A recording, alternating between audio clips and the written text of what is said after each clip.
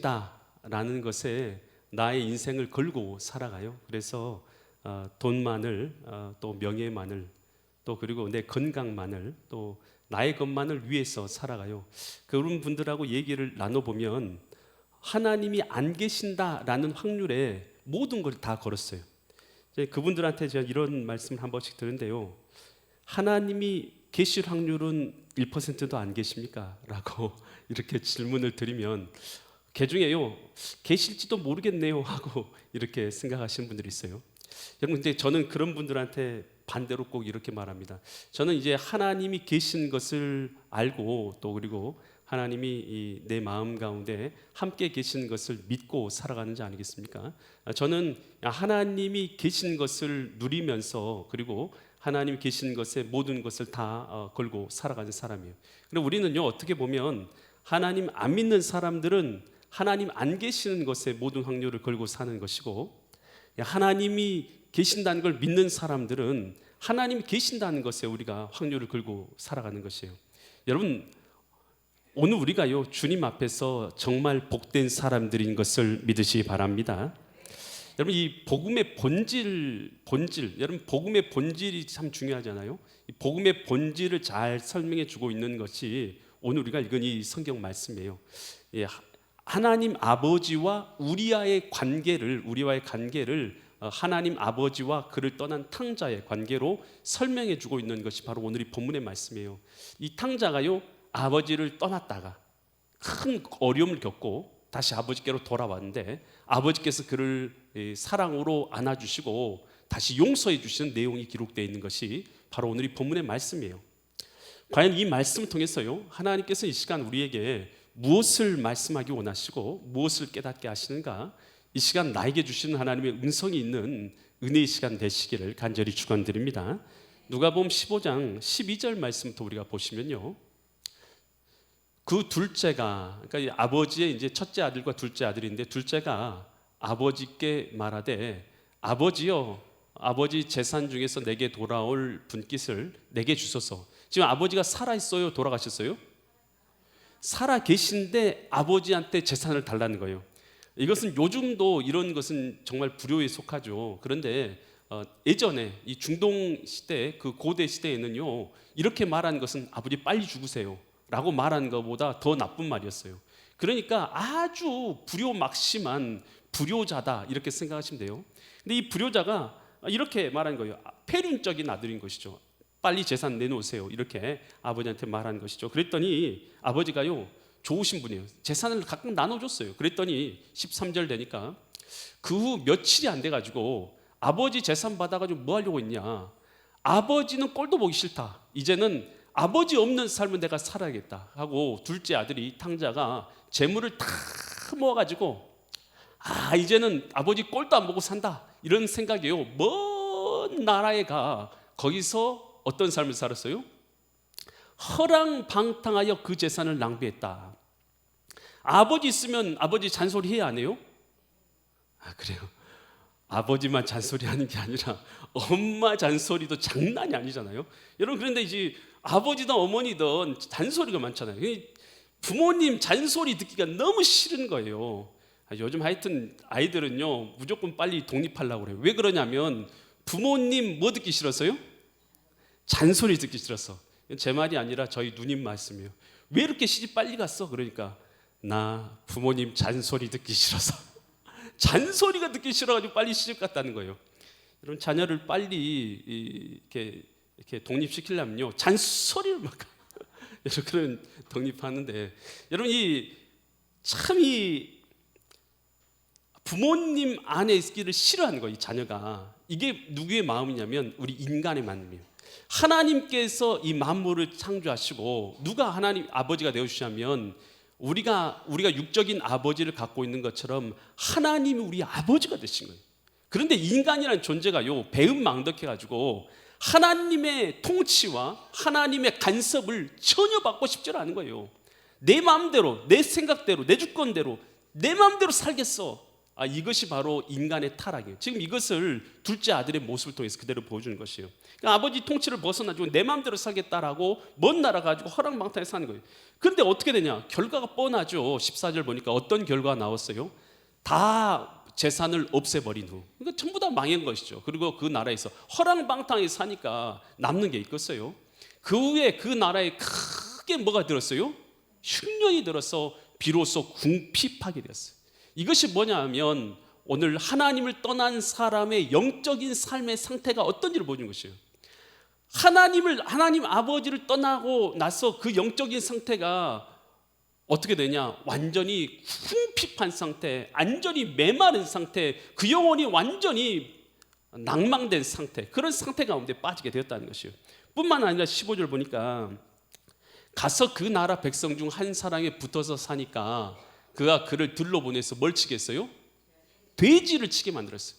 유대인들에게 있어서 가장 낮은 신분의 일은 뭐냐면 돼지를 치는 것이었어요. 가장 이것이 천대받고 가장 낮은 일이었어요. 왜냐하면 돼지는요, 이것이 바로 부정한 동물로 여겨지기 때문이에요. 가장 낮은 자리에 처게, 인생의 밑바닥을 치게 되는 거예요. 그러니까 이 영적으로나 육적으로나 인생의 밑바닥을 치게 되는 것이에요. 근데 16절 보니까 더 안타까운 것은 그가 돼지가 먹는 쥐엄 열매, 돼지가 먹는 그 나무에서 떨어진 열매가 있어요. 쥐엄 열매라고. 근데 그것을라도 먹어서 배를 채우고자 하는데 주는 자가 없는 상태 가운데 빠지게 되었다라는 것이에요. 여러분, 우리가 생각할 때 죄는 도대체 뭐냐 이렇게 생각하는데요, 죄는요, 하나님 아버지를 무시하면서 하나님 없이도 나 살 수 있어 라고 내 마음대로 살고자 하는 인간의 마음, 이것이 바로 죄의 근본이에요. 그러니까 이 탕자가 아버지를 떠난 것처럼요, 나 하나님 없어도 얼마든지 잘 먹고 잘 사고 내 생애 누리면서 떵떵거리면서 나는 잘 살 수 있어, 이런 마음이 뭐냐 하면 이것이 바로 죄의 근본이라는 것이. 이 죄의 근본에서 뭐가 나오냐? 방탕함과 죄악과 모든 더러운 것과 악한 것이 다 나온 것이에요. 우리 인류란 존재는요, 하나님과 함께 살도록 하나님께서 우리를 지으셨단 말이에요. 그리고 우리는 하나님을 우리 마음 가운데 함께해서 하나님과 함께 대화하면서 함께 교제하면서 신앙생활하는 것이에요. 이것이 신앙생활이란 말이에요. 그런데 하나님을 내 인생에서 없애버렸어요. 버려버렸어요. 그러니 그 영적으로요, 가장 중요한 하나님이 계셔야 될 공간이 뻥 뚫려 있는 것이죠. 마음속에 하나님 계셔야 할 공간이 뻥 뚫려 있어요. 그러니 그곳에는요, 뭘 채우려고 해도 안 채워져요. 그러니까 이상한 것으로 막 채우려고 하는 것이에요. 이상한 것으로 돈에, 명예에, 물질에 따라가지만 그런 것은요, 오늘 우리의 그 하나님의 공간을 채워줄 수가 없는 것이죠.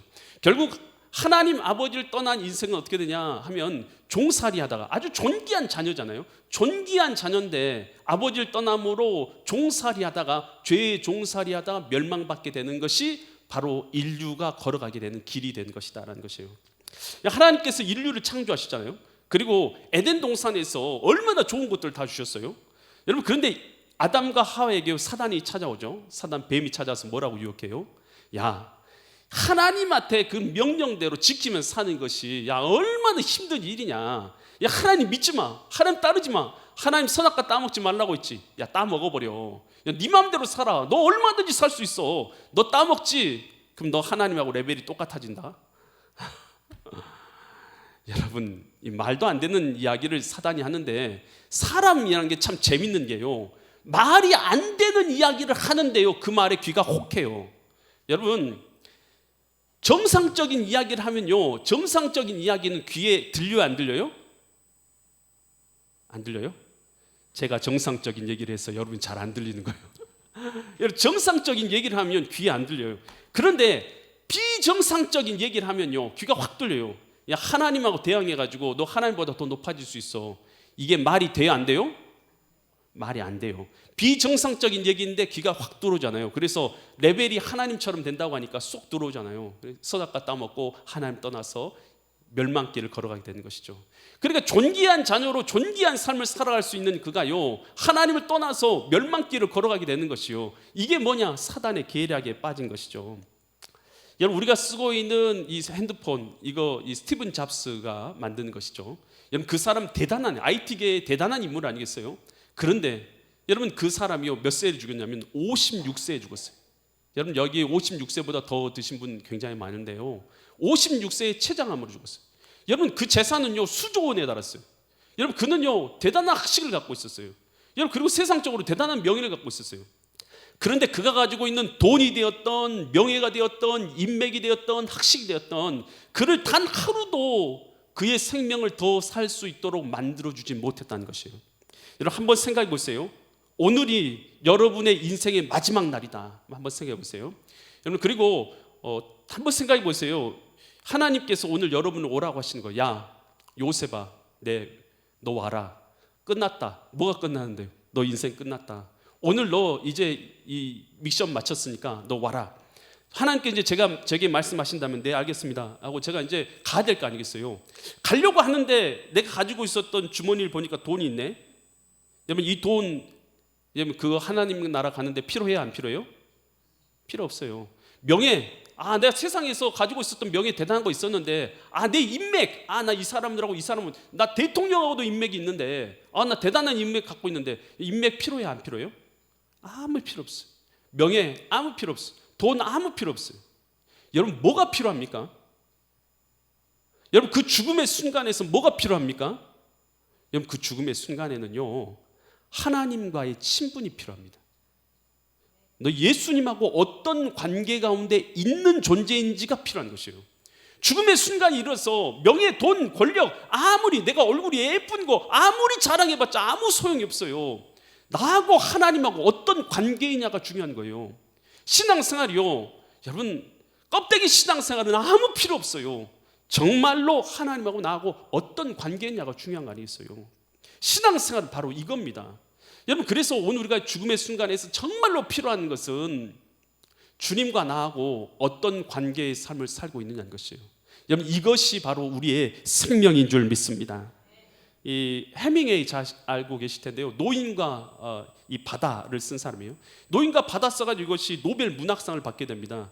그러면서 그는요 아주 대단한 명예와 권력을 다 얻게 된 사람이 바로 이 해밍웨이가 된 것이죠.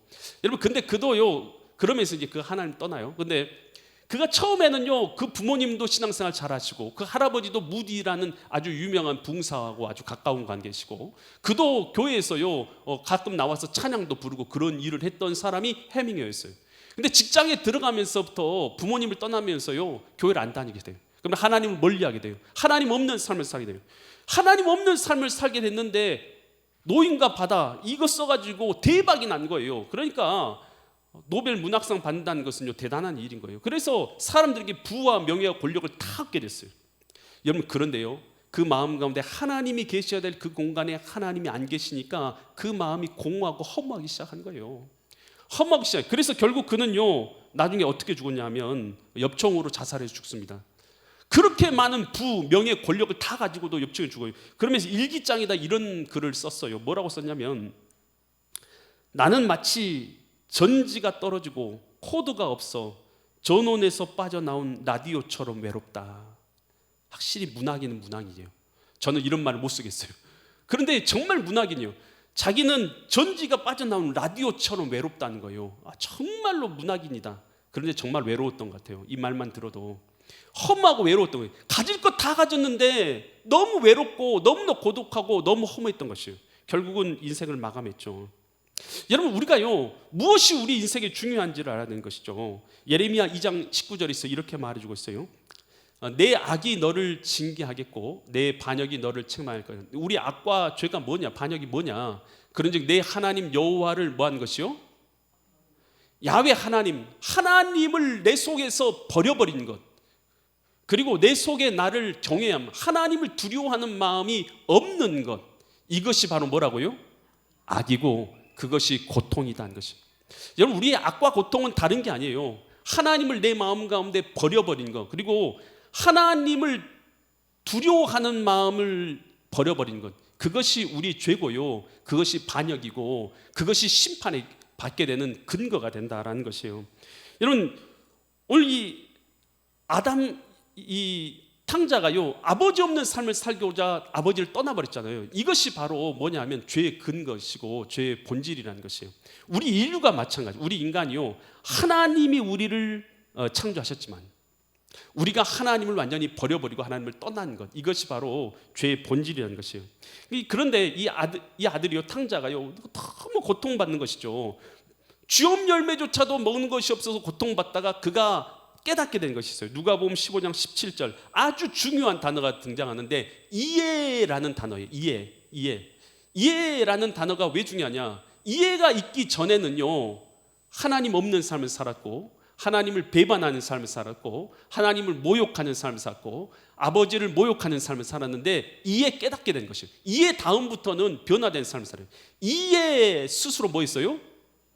스스로 돌이켜 이르되. 그 전에는 깨달음이 없었어요. 여러분, 이 깨달음이라는 것은 스스로예요. 스스로.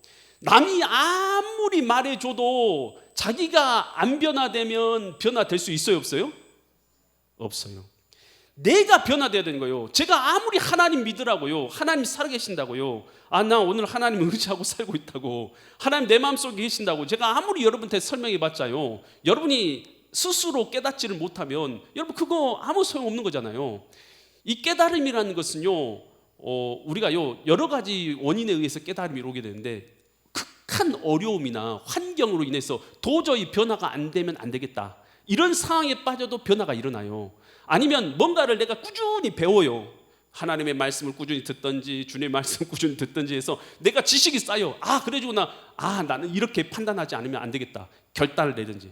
어찌 되었든지요, 우리 변화되는 것은 결국 어떻게 변화되면 스스로 변화해요. 이에 깨닫게, 다른 그 구절 계속 보여주시면, 이에 스스로 돌이켜서 내 아버지께는 양식이 풍족한 품꾼이 얼마나 많은가, 나는 여기서 줄여 죽는구나. 그러니까 우리가 주님 앞에요, 뭐가 있어야 되면 이해라는 환경이 있어요. 이해 깨닫고 돌이키는 것, 이해 변화되는 환경, 이해 주님 앞에 돌아오는 환경이 우리 가운데 있어야 될 줄 믿습니다. 만약에 탕자가요, 나 이제는 아버지께 돌아가야지, 이해하고 깨닫고 변화되는 것이 그때도 없었으면요, 굶주려 죽겠는데, 쥐업 열매조차도 주는 사람이 없어서 굶주려 죽겠는데 그때도 깨닫지 못하면요, 영적으로 내가 바닥을 치고 있는데 그때도 내가 깨닫지 못하면요, 어떻게 되는 거예요? 여러분, 영적으로 여러분의 바닥을 계속해서 치고 있는데 여러분 그때도 깨닫지 못하면 어떻게 되는 것이에요? 여러분, 이 탕자가 그때도 깨닫지 못하면 그 존귀한 탕자가, 그 아버지는 굉장히 부자잖아요. 존귀한 그 아버지의 그 존귀한 삶을 살 수 있는 그 아들이 그때도 깨닫지 못하면 어떻게 되냐 하면, 그렇게 종으로서 살다가 비참하게 인생을 마감하는 것이에요. 여러분, 이게 바로 하나님을 떠난 인간의 모습인 거예요. 이에 우리가 깨닫도록 하나님께서 우리에게 말씀해 주고 계심에도 불구하고 우리가 깨닫지를 못하면 그렇게 그냥 살아가요. 하나님 없는 삶을. 누구의 종 되어졌어요? 하나님 없는 죄의 종된 삶을 꾸준히 살아가요. 꾸준히 죄의 종된 삶을 살아가다가 결국은 죄의 종된 삶으로 인생을 마감하게 되는 것이죠. 이것이 바로 하나님 없는 삶을 이해라는 깨달음이 오지 않는 자들의 삶의 끝이 바로 이것이에요.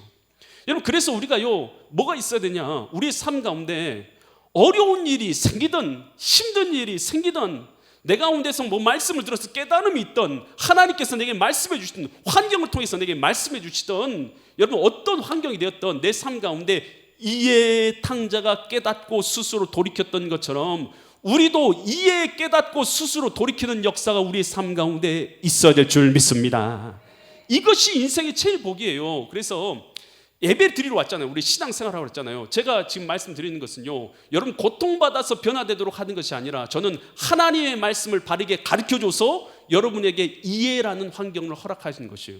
이해 깨닫고 스스로 돌이키도록 제가 여러분에게 정보를 제공하는 것이지, 저는요, 여러분이요 안 되도록 하는 사람이 아니라 여러분 잘 되도록 하기 위해서요 기도하는 사람인 줄 믿습니다. 목사님 나를 미워하시는 것 같아요. 다른 사람한테는 다 잘해주고 저한테는 왠지 잘 안 해준 것 같아요. 안 그래요. 저 안 그래요. 제가 왜 목회자가 됐겠어요? 여러분, 제가 꿈에도 소원이 복음 전도, 영혼 구원, 복음 살리는 거, 할렐루야. 이거 하려고 제가 평생을 제가 목회자로 살았는데요, 저를 미워하지 마옵소서. 저 밉다고 하는 사람 왜 이렇게 많은지 모르겠어요. 저 그렇게 미운 사람이 아니에요. 저 진짜 여러분을 위해서요. 날마다 기도합니다. 할렐루야. 저 여러분이 이름 다 부르면서 기도해요. 오늘 아침에도 그렇게 했어요. 새벽 기도 때. 할렐루야. 저를 미워하지 마세요.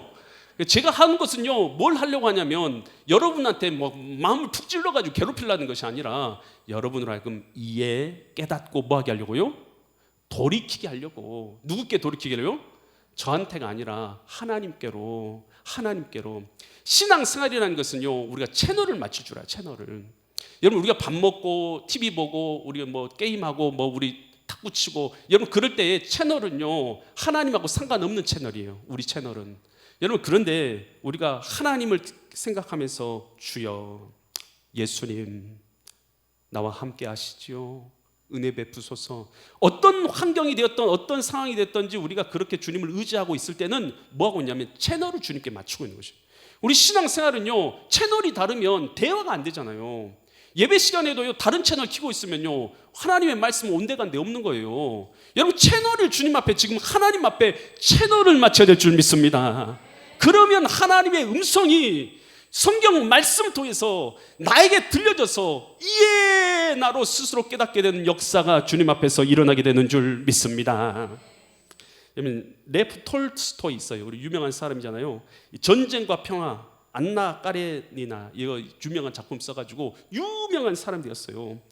그러면서 이 베스트셀러 작가가 되다 보니까 부, 명예, 권력, 또 지위, 가정, 그 다음에 모든 걸 다 가진 자가 바로 이 사람이에요. 톨스토이예요. 여러분, 그런데 나이가 딱 50세가 되었어요. 50세가 되었는데 갑자기 내면 가운데 허무주의가 확 들어오는 거예요. 죽음에 대한 걱정이 확 닥쳐오면서 갑자기 모든 것이 무슨 쓸모가 있는가라는 생각이 그 마음과 닥쳐온 것이에요. 근데 그 허무주의에서 벗어나기 위해서 그가요, 이 책을 읽기 시작하는데 뭘 책을 읽냐면 칸트, 쇼펜하우어, 소크라테스, 이런 철학자들의 책을 가져다가 막 읽기 시작합니다. 여러분, 그런데 그 철학자들의 책을 읽다 보니까 내용은 이거예요. 인생은 고통이다, 인생은 헛되다, 이거밖에 답이 없는 거예요. 그래서 그러면 어떻게 살아야 된다는 얘기냐? 그 말이 있어요, 없어요? 그 말은 없어요. 인생은 헛되다, 인생은 고통이다, 이 이상을 전폐해 주지 않는 거예요. 그러니까 그럼 어떻게 살아야 되는, 답을 못 찾은 거예요. 그러다가 그 자기 친구들 보니까 고위층이에요. 고위층인데 뭐 하며 살아요? 술 마시고 쾌락을 즐기고 그렇게 살아가는 것이에요. 그 삶에 따라서 자기도 막 살아보는 거예요. 술 마시고 막 쾌락을 즐기고 막 살아봤어요. 그런데 그 삶을 사는데 답이 있어요, 없어요? 답이 없어. 그것은 본질을 외면한 거예요. 본질을 외면하고 그냥 그것에 빠져가지고 그냥 본질을 덮고 그 쾌락주의에 빠져 살 뿐 본질을 외면하는 것임을 깨닫게 되는 거예요. 그거 답이 없구나 깨닫게 된 거예요. 그러다가 하루는 독실한 크리스찬인데 아주 가난한 농부를 만난 거예요. 근데 그 농부가요, 성실하게 살면서 감사로 살면서 은혜로 사는 모습을 딱 만나요. 그러면서 그와 대화를 나누면서 하나님에 대한 신뢰와 믿음 가운데서 그가 살아가고 있는 그 모습 가운데 어떻게 살아야 되는지에 대한 삶을 깨닫게 된 것입니다. 그때 그가요, 그 허무주의에 빠졌던 그가 이에 깨닫고 스스로 돌이키자는 거예요. 내가 버려버린 것이 하나님을 버린 것이었구나.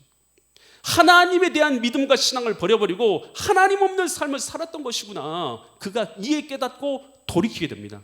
그러면서 그가 쓴 책이요, 참회록이라는 책을 썼어요. 이 참회기론 속에서 그가 뭐가 인생의 답이다라고 말하고 있냐면, 나를 만드신 창조주를 알고 그의 뜻대로 사는 것이 유일한 해답이다라고 그는 쓰게 됩니다. 여러분, 오늘 우리 가운데요, 해답을 찾을 수 있기를 간절히 축원드립니다.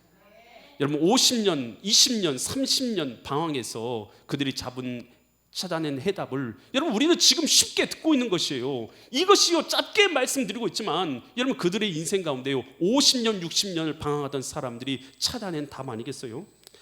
오혜령이라는 작가가 있어요. 오혜령 작가는요, 어렸을 때부터 죽을 고비를 여러 번 넘겼던 사람이에요. 근데 그는 이제 나중에 크리스찬 학교에 들어가게 됩니다. 그래서 그곳에서 다니게 되었지만 크리스찬 학교에서 예배를 드리긴 하지만 의무적으로 그냥 참석을 해요. 그렇게 살면서요, 자기 힘으로 뭐든지 할 수 있다라는 생각에 빠져서 자기 힘만 의지하는 그런 여자로 성장하게 돼요. 나중에요, 그가 이제 연세대학교의 문학과에 수석으로 입학하게 되고 똑똑한 여자죠. 졸업할 때도 수석으로 졸업합니다. 대단한 여자예요. 그리고 나서 나중에 경향신문 신춘 문예의 작품에 올렸는데 당선됩니다.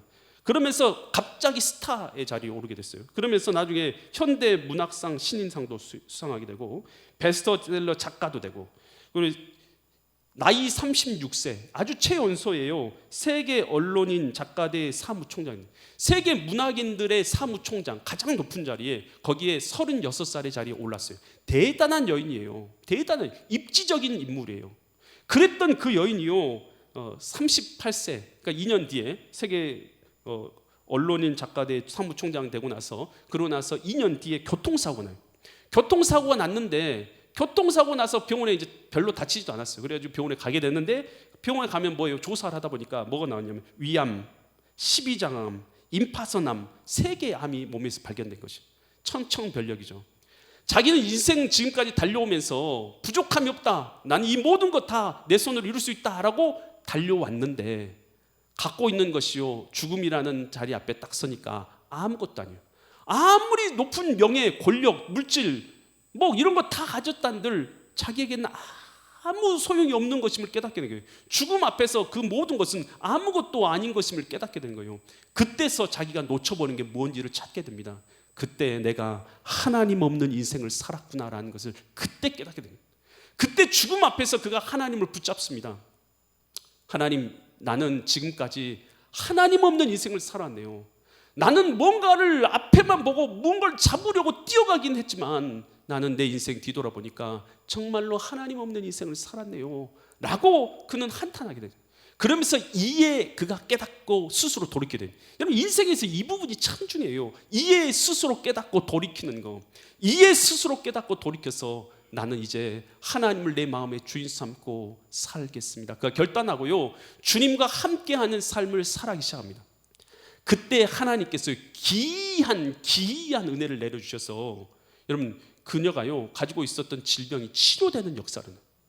그리고 나서 그가 쓴 책이 있어요. 무슨 책을 썼냐면 당신 없는 인생은 빈 그물입니다 라는 책을 썼어요.